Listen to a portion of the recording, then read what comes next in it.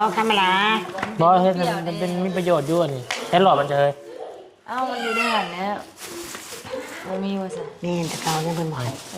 ลองชิมเบิ่งเคยกินอยู่บ่เคยน่ะเว้าซื้อมาเฮ็ดให้กินทั้งลูกว่าตั้งใจอยากจะซื้อของโปรดมาให้แม่ตุ้ยกินว่าซั่นมื้อหน้านะตุ้ยเนาะมื้อหน้าพุ่นแล้ว มื้ออื่นยังมีงานบุญอยู่เนาะโอเคก็คือสิไปบริจาคข้าวสารนี่แหละข้าวนี่แหละในเหล่าเฮานี่แหละเนาะไปให้คนทุกข์คนยากที่เขาบ่มีนั่นแหละอยากผู้ใดผู้เพิ่นบ่มี เพราะว่าเขาในไฮในหน้าครับก็คือเขาเพราะแค่เข็ดนั่นแหละหน้าเพราะแค่เข็ดการนึกถึงหาผู้แขกนะเขามีส่วนบุญนำเขาเสียทุงละโล2 โลหรือว่าจังได๋ก็ให้คือ1 โล 1 2 โลก็ให้เราครอบครัวไปยายๆไปแก่สอบข้าวสารสอบนึงก็หลายๆเติบเนาะหลายๆเติบหลอดว่าตายให้บ้านกินน้ำเด้อบุญให้บ่แค่ให้บ่เป็นหยังไปแจกกับลุงนั่นแหละทำบุญเนาะทำบุญร้านน้ำเพิ่นนี่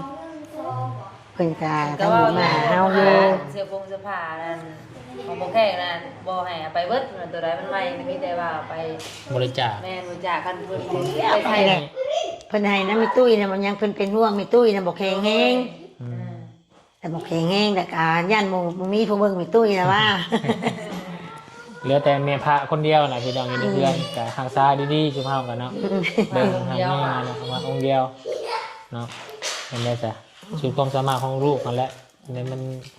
ปุ่มสู้แม่เนาะที่เลี้ยงเฮามันใหญ่มากเด้แต่กะว่าลูกก็สู้พ่อที่สุดความชูเอาพ่อนั่นที่สุดของลูกนั่นสุดขึ้นเก่งฮอดท่าฮอดดาว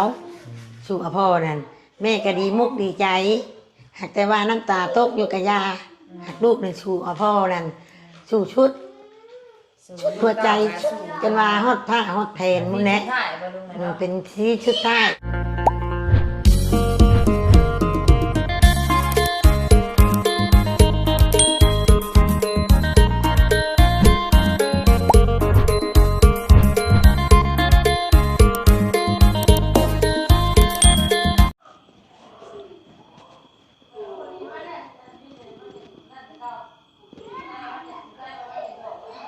พี่น้องเนาะเปิดคลิปเปิดภาพออกมาก็เป็นภาพบรรยากาศ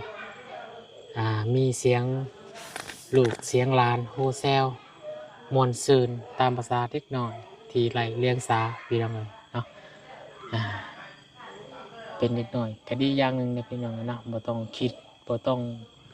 ฮู้บ่ต้องคิดยังพี่น้องเนาะมีแต่มวนอย่างเดียวเนาะคือผู้ใหญ่เฮาพี่น้องเนาะก็มีความคิดเนาะความเศร้าความมองสมหวังและผิดหวังมีโศกและบ่มีโศกพี่น้องเลยเนาะก็ถือว่าเป็นความรู้สึกเนาะของมนุษย์คนเฮาหรือว่าสิ่งที่มีชีวิตพี่น้องเลยเนาะต้องมีความรู้สึกอะไรพี่น้องเลยเนาะก็ยังเซ็นมื้อนี้เนาะของพวกของเฮากับความรู้สึกเศร้ามองพี่น้องเนาะเพราะว่าได้มีการสูญเสียเสาหลักเนาะของครอบครัวพี่น้องเลยเนาะทั้งหมดจะวิตนพี่น้องนะแล้วก็สงสารเวลาครอบครัวมีความทุกข์เนาะอย่างเช่นกับแม่ตุ้ยเนาะซึ่งเป็นแม่เฒ่าส่วนโน้นนะคือเหมือนเป็นแม่แท้ๆเนาะที่เพิ่นได้คอยบอกคอยสอนพี่น้องเลยเนาะทางแม่ตุ้ยก็ได้กับเขากับน้ำเนาะไว้ยกย่อยามลูกยามเต่ามาเนาะซึ่งเป็นผู้มีพระคุณคนหนึ่งซึ่งมาบุญก็ต้องดูแลและเอาใจใส่พี่น้องเลยเนาะเป็นเมพระประจำบ้านก็ว่าได้พี่น้องเลยเนาะทางแม่น้องนิ้วหรือว่าทางลุงจันทร์และลุงซิดพี่น้องหรือว่าลูกหลานแต่ละคนก็ต้องเบิ่งแย่งนะนับถือแล้วก็ศรัทธาอีกคนหนึ่งพี่น้องเลยเนาะที่ต้องลูกๆจะต้องดูแล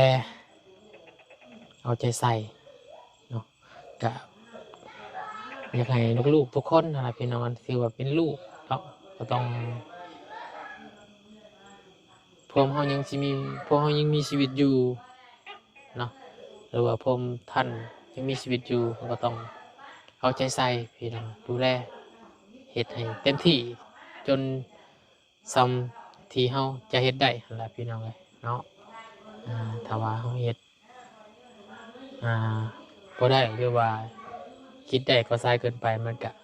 เจ็บหรือว่ามีความรู้สึกเสียใจนั่นแหละพี่น้องเลยเนาะคือตอนนี้เขาก็ต้องดูแลอย่างกระชิดให้กำลังใจซึ่งกันและกันเนาะทางลุงจันทร์บอพี่น้องเลยเนาะทางลุงชิดบอทางแม่น้องนิ้วบอแม่ถุยบอภายในครอบครัวนะครับให้กำลังใจซึ่งกันและกันต่อไปพี่น้องเลยแล้วก็ทางบุญเองก็ต้องขอขอบคุณทุกคนจากใจจริงเด้อพี่น้องเด้อจากผู้ชายคนหนึ่งเด็กผู้ชายคนหนึ่งที่ได้มีการเรียนรู้เนาะทางการโลกโซเชียลเนาะได้มีการเรียนรู้ถึงลึกซึ้งไปยังป่าลุงเนาะที่ใจบุญใจกุศลหลักศรัทธาในความดีศรัทธาในความทำบุญทำกุศลพี่น้องเนาะได้เห็นพี่น้องเนาะทางป่าลุงป่าเอาอาพี่น้องหรือทางต่างประเทศหรือว่าอยู่ทางฝั่งไทยที่ได้แสดงเนาะให้เห็นว่าทางท่านเพิ่นก็มีความใจบุญใจกุศลมีความเมตตาเฮ็ดให้บ่าวบุญเองได้มีความฮึดสู้แล้วก็ศรัทธาในความดีศรัทธาในความเราทำความดีต่อไปเนาะต้องขอขอบคุณขอบใจทางป่าลุง FC วัดสุคนที่แสดงให้เห็นว่าถ้าเราให้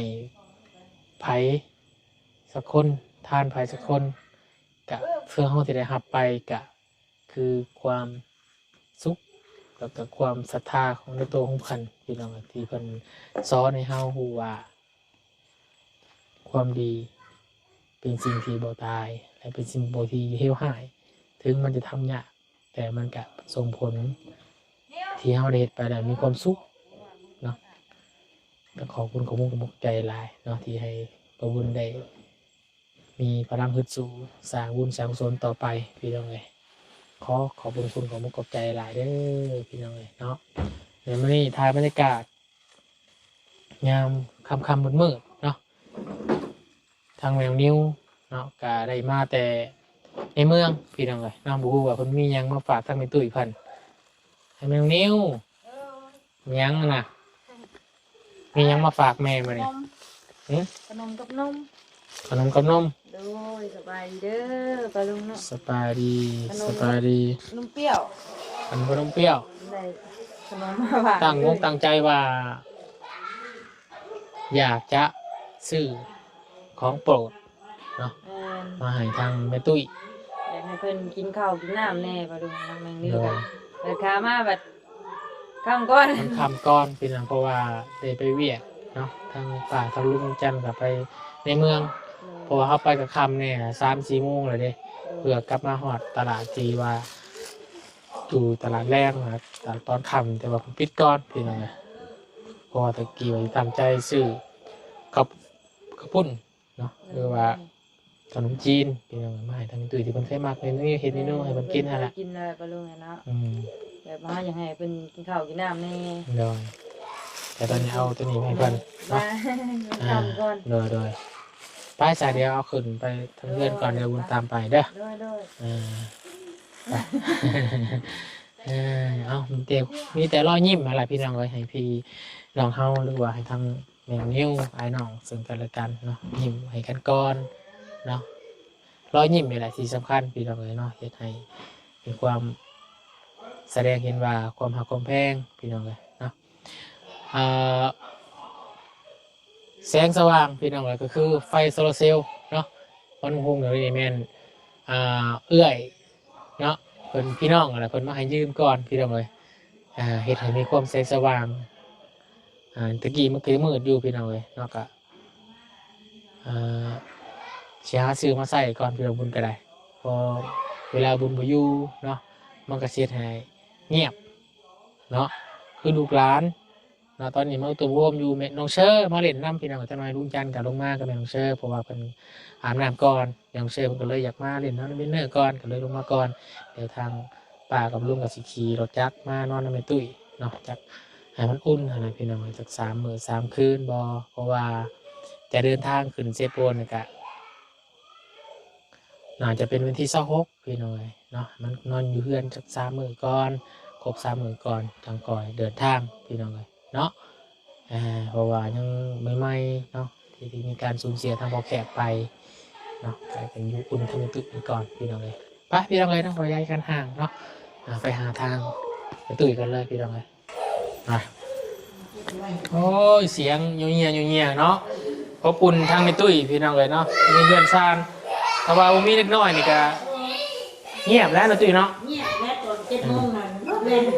บ่สิเพิ่น นั่งกินเหล้าอยู่ตัวยังนี่กันเอง ไอเชอร์วิน ย่างเขาไหนในออกดูจึงเงาตัวเองทางเล่าเสือตื่นเงาเจ้าของแล้วก็เอาปีนในละวัน5 เสือไปได้เงาเองว่ะยังว่ะถ้ากูมีเพื่อนจะไปรู้ว่านั่งแล้วอันนี้ว่าเรามีหมู่อยู่หรอกเพื่อนเขากับเมื่อนี่บ่เนี่ยแต่เรามีนะนั่นแหละก็เลยเลยนะอ้วนมีน่ารักดูโล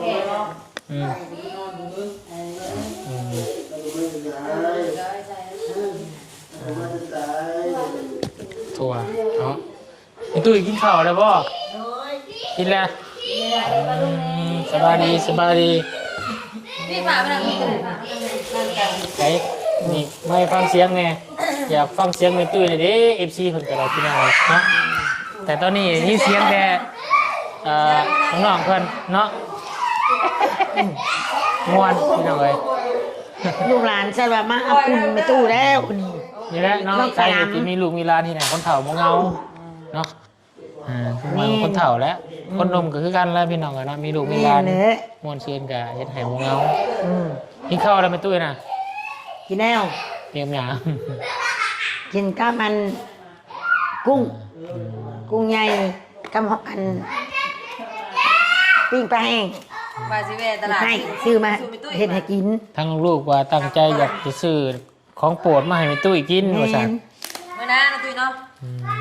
มื้อหน้าพุ่นแล้วมื้ออื่นยังมีงานบุญอยู่เนาะมื้ออื่นเข้าไปแม่ตุ้ยสิเข้าไปงานบุญน้ำเพิ่นมื้ออื่นนี่ของสถานเดียวกันมื้ออื่นสิเข้าไปพุ่นได้ป้าเขามีน้องนิ้วแน่อุ่นเฮือนค่ะเปลี่ยนกันอยู่แช่เย็นบ่เย็นนะบ่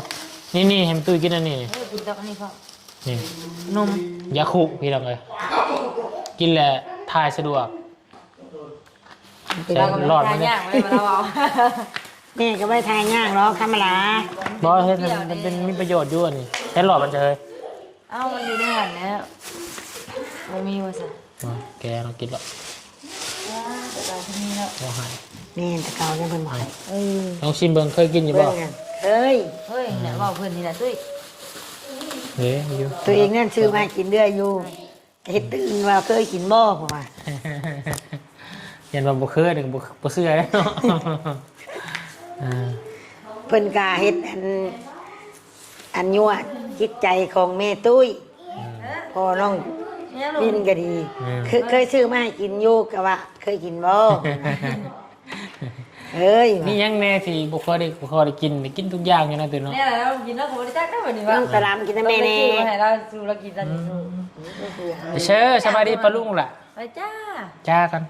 จ้นอนใช่มั้ยนี่แล้วน้ำตุ้ยบ่น้องเชิญก็ไอ้ก่อนก็บ่ได้ลงมาในพี่น้องเนาะกลางคืนอันนี้ผู้ความพี่น้องเนาะทั้งพ่อทั้งแม่เมื่ออาบน้ำก็บ่สิมาอาบยังเป็นตุ้ยอยากเป็นมวยเป็นตุ้ยเมื่อคืนก็นอนอยู่นี่แหละคืนนี้หมูนอนเบิด หลายคนนอนน อ่า ำ2 คนกับน้องตะลำนอนหลังหลัง สองคนเพิ่น บ่นอน หลานเพิ่น พากันเว้ากิ้งกันอยู่เพิ่นน่ะเป็นความโศกเศร้าแท้นางมีหยังกันน่ะ อืม พ่อเฮาคือบ่เท่ อืม เป็นหยังจังบ่เท่ผมพ่อเฮาคือบ่เท่ พอลุง เพิ่น จัน ก็ ทร์ เป็นความอุกอังพ่อผมพ่อบ่มีพ่อน่ะเอาพ่อแค่พ่อตู้ขึ้นสลันมาบ่เป็นหยังเลยนะมาสัก ล้ ก่อน มแล้วลูก โค้ง ไปน้ำลูกจิไป ถูกห้องละ สิเบิ่ง เอากินข้าวยากินดิ น้องเบิ้งเนาะ เคยซื้อมาสำหรับกินอยู่ กินเยอะ อืม ว่าลุงยังว่ายันไม่ตุ้ยบ่กินข้าวกินน้ำเพิ่นน่ะเพิ่นเป็นห่วง อืม กิน เบิ่ เย ง อ ไม่ตุ้ ะ ยเด้อเพิ่นดูแลไม่ตุ้ยในยันไม่ตุ้ยเมื่อยเป็นลงเป็นแรงเพิ่นว่ายันเราบ่ได้กินข้าว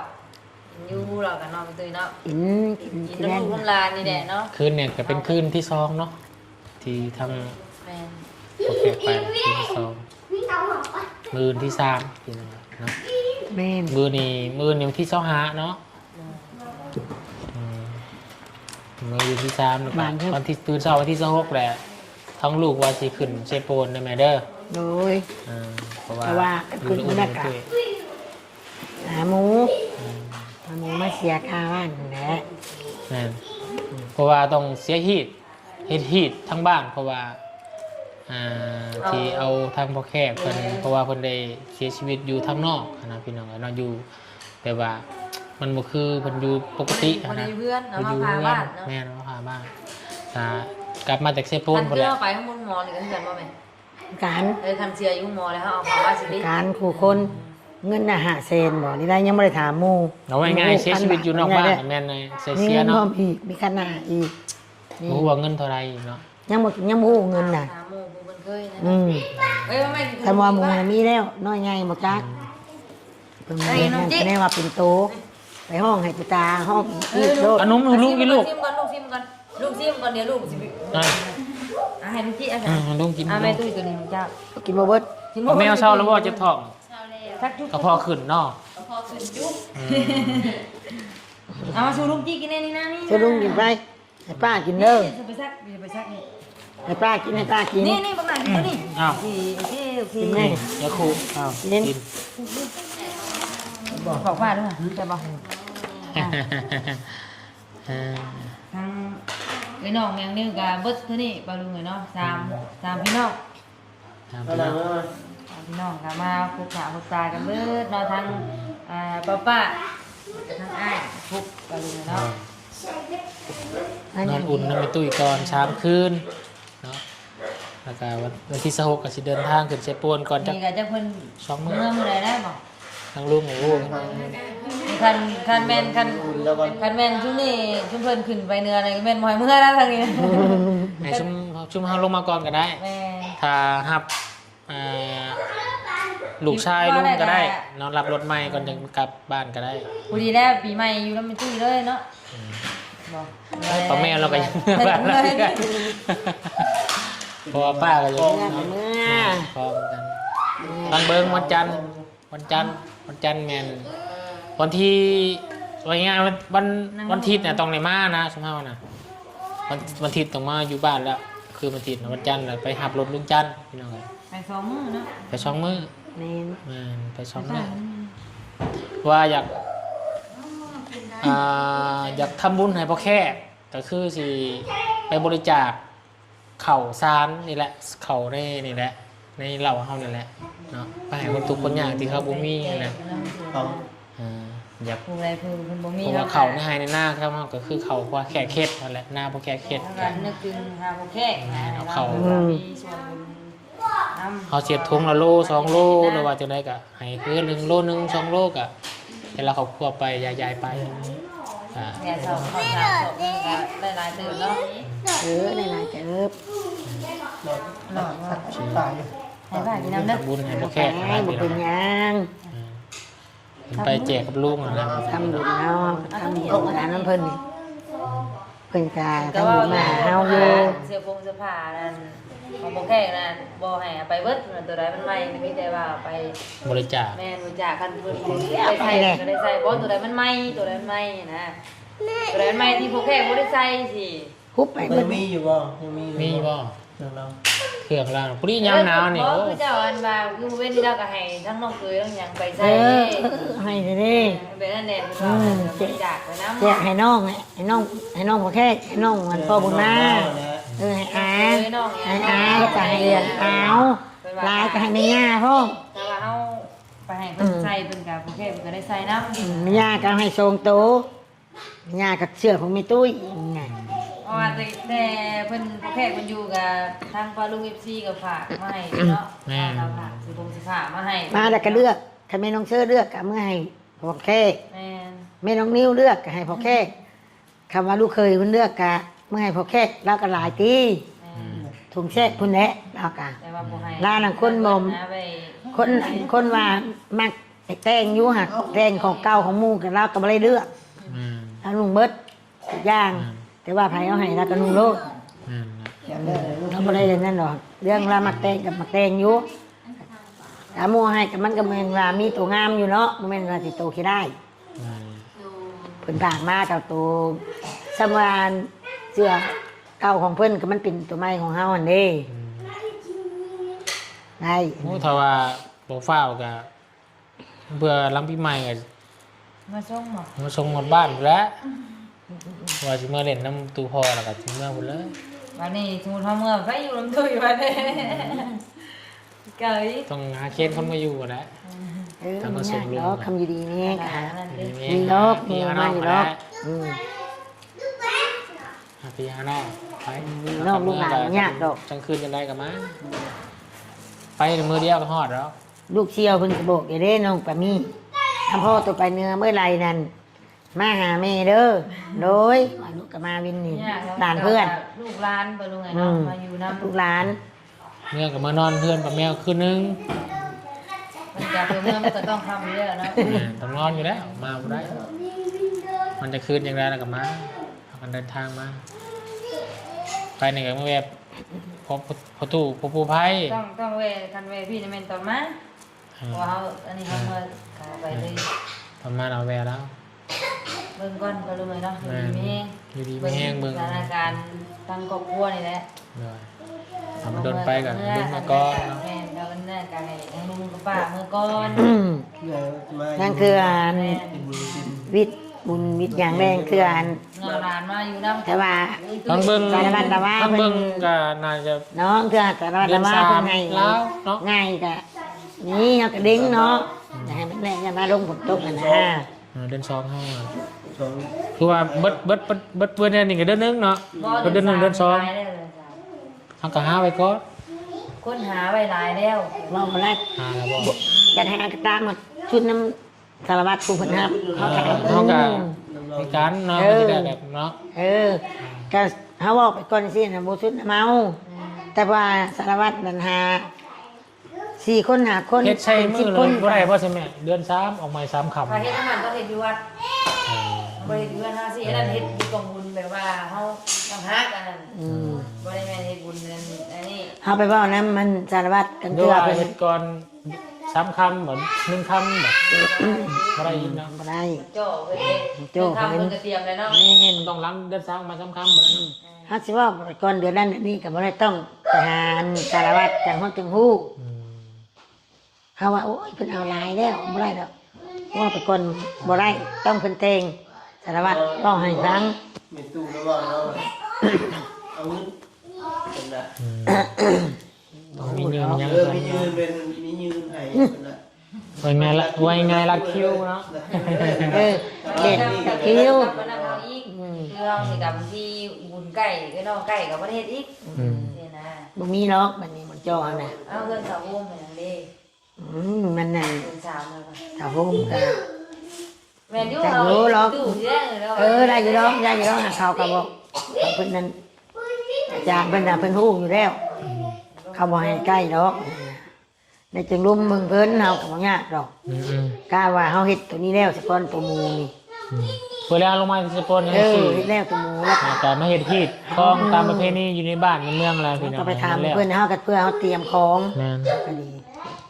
เพื่อให้ลูกเล่นหาเงินหาทอง แม่น อืม คืออ เพื่อยู่ ใช้หนี้ใช้ชีน นั่นแหละค่ะเพื่อหาเงินแน่ เพื่อใช้หนี้ใช้ชีนเฮาก็ดี เห็นว่าแล้วก็เฮาบ่มีเงินนะ แต่อันใดแล้วติดเต็ม ใหญ่เลยบ่ลุงใหญ่กว่างานศพอีกบุญ แม่น หลาย อืม เพราะว่ามันสิเป็นซองมื้อเด้เนาะแม่เนาะ คือนี่งานบุญนี่พี่น้องเขาไปแผ่คนแล้วก็คนมา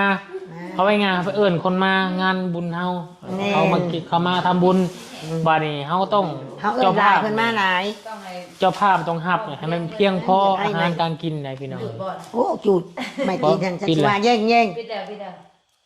ยายาเนาะให้เหยียบ โน่ลูกเผ็ดบ่เหยียบลูกเด้อ มันสบายดีป้าลุงนี่ตาลาม เพื่อนนี่ปัดบ่เดียวพี่น้องโคก พี่แล้ว ต้องห้องหับอะไรงานบุญเนาะถ้าว่าเฮาบ่มีก็อายเพื่อนอายคน แม่น เพราะว่าเฮาเป็นงานบุญเพิ่นมาเพราะงั้นเพิ่นเอิ้นเพิ่นมาได้หาเพิ่น ให มา ญ่นะงานใหญ่กลัว กลัวตัวนี้ เพราะว่าอันนี้น่ะเฮาเพิ่นมาเองเด้เนาะเพิ่นมาเพิ่นมากินทานแบบเองหั่นนะแต่ว่าเฮาต้องไปเพื่อไปแพร่ไปยังเนาะไป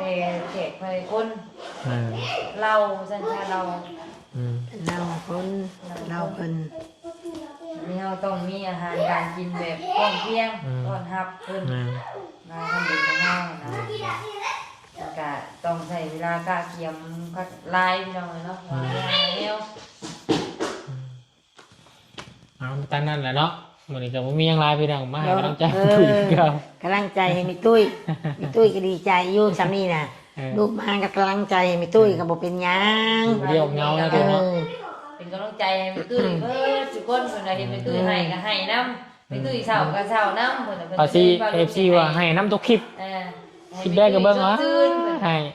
เพิ่นให้นะมีตุ้ยน่ะมันยังเพิ่นเป็นห่วงมีตุ้ยน่ะบ่แข็งแฮง อืม แต่บ่แข็งแฮงแต่ก็ย่านหมู่บ่มีผู้เบิ่งมีตุ้ยน่ะว่า เหลือแต่แม่พระคนเดียวน่ะพี่น้องอยู่ในเรือนก็ทางซ้ายดีๆชุมเฮากันเนาะเบิ่งทางแม่น่ะว่าองค์เดียวเนาะเห็นได้จ้ะสู่ความสามารถของลูกนั่นแหละนี่มันกลุ่มสู้แม่เนาะที่เลี้ยงเฮามันใหญ่มากเด้ แต่กาว่าลูกก็สู้พ่อที่สุด ความชูเอาพ่อนั่นที่สุดของลูกนั่นสุดขึ้นเก่งฮอดท่าฮอดดาวสู้เอาพ่อนั่นแม่ก็ดีมุกดีใจหากแต่ว่าน้ำตาตกอยู่กับยาหากลูกนั่นชูเอาพ่อนั่นสู้ชุดหัวใจจนว่าฮอดท่าฮอดแผนมุ่นแหละ ถ่ายบ่ลุงเนาะ เป็นที่ชุดท้ายพ่อก็ได้ขึ้นสวรรค์ชั้นผ้านี่บิ๊กบาปบิ๊กกันของเราเว้นกรรมของเราจำถือมาแบบนั้นเขากระสูกระซนน้ำเพิ่นเพราะได้สำนี่ ว่า เพิ่นเอาเพิ่นสำนี่คำเพิ่นนั้น แต่เฮา เขาเห็น เว้าอยู่นี่เฮาก็ยังบ่ฮู้ว่าเฮา แม่น จบสิเป็นอะไรแต่ละคนบ่ลุงเนาะก็แล้วแต่ผู้เพิ่นเฮาถือมาแต่ก็บ่เห็นเนาะ แต่ก็เฮ็ดดีให้ซุมื้อแหละทำดีไว้ง่ายเฮ็ดให้มื้อนี้ให้มันดีที่สุดเนาะเราเฮ็ดดีกับแม่แล้วให้มันดีที่สุดแต่ละมื้อมันก็ถ้าว่าเฮาเฮ็ดมื้อนี้บ่ดีก็ ความบาปความกรรมกะวิตไปเนาะแต่ว่าแม่นี่กะเฮ็ดดีน้ำลูกแต่ละมือกะลูกก็มีความสุข แม่ สบายใจลูกก็ดี นอน มาเลี้ยงพ่อแม่หาเงินหาทองกะลูกก็มีความสุขคือกันลูกก็ดี แม่ผู้นั่งกินอยู่เพื่อนกะมีความสุขแต่ว่าที่มาลูกไปหาชุมือกับพ่อเพื่อพ่อเพื่อแม่ เลยเพิ่นเลี้ยงเฮามาก็จน ป้าดุงทางน้ำนี่เด้อไม่ตุ้ยนั่นกับความเสียใจกับไม่ตุ้ยกะว่าไปนะเนาะ อืม กับมันผิดมันพลาดอะไรกะขอให้น้ำเด้อป้าดุงเอ้ยโลยสบายดี เอาก็มาประมาณนี้แหละพี่น้องเนาะจะให้ในตุ้ยเพิ่นไปห้ามน้ำในพักผ่อนก่อนบัดพี่น้องเนาะแล้วก็ทางลุงกับป้าสิเมื่อ เมื่องานบุญ เนาะชวนบุญก็สิตื่นในตีหนึงพุ่นแหละพี่น้องเอ้ยไปซอยเพิ่นอยู่กินเพราะว่ามันยามเบียกเฮามันก็มาซอยเฮายามเบียกเพิ่นเฮาก็ไปซอยเพิ่นบ่ทิมบ่ปากันล่ะพี่น้องก็สิพักผ่อนในตอนนี้ก็เนาะในเวลาที่เขา2 ทุ่มน่ะประจักษ์เนาะไปซะนะลุงเนาะไป ไปสอนสอนงานเพิ่นบัดนี้เนาะสบายดีบ่สุขสุขคนเด้อขอบคุณขอบใจหลายเด้อที่ให้กำลังใจครอบครัวของเฮามาตลอดเนาะอยู่ดีไม่แห้งอยู่ในบุญกุศลนำกันพี่น้องเอ้ยไปสบายดีเด้อบ่สุขสุขคนเด็กๆบ๊ายบายใช้ นอนบ่แล้วเงียบจังหน่อยว่านี่ เงียบเลยบ่โอ้เด็กเอ้ยผู้ นอนบ่แล้ว บ่เห็นไผเลยนี่ใช้วินเนอร์อ้าว สวัสดีครับลูก ใช่อันนี้เฮ้ยเชิญเลย สบายดีเด้อ ไปนั้น มุนในปุ้ยพี่น้องเอ้ยพี่นอน สวัสดีครับแม่ สวัสดีครับบายบายบาย มีอะไรสั่ง บาย พี่เนอร์สบายดี สวัสดีครับแม่ น้องเซอร์เลยน้องเซอร์ เจอ เซอร์มาแล้ว ไปพี่น้องเอ้ยสบายดีเด้อ